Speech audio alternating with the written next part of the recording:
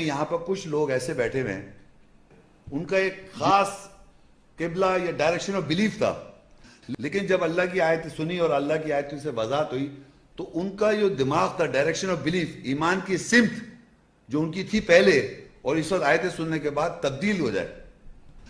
तो वो क्या होगा, उसका किस तरह जिक्र आता है, सयक़ूलु सुफ़ाउ मिनन नास मा वल्लाहुम अन क़िबलतिहिम अल्लती कानू अलैहा। अन करीब बेवकूफ और अहमक लोग ये कहेंगे, किसने इनको पलट दिया या लौटा दिया उस किबले से जिस पर ये थे। तो आपके एनवायरमेंट में जाके अगर आप बोलेंगे तो वो आपसे कहेंगे आप किस किबले पर, उस किबले से क्यों हट गए तुम।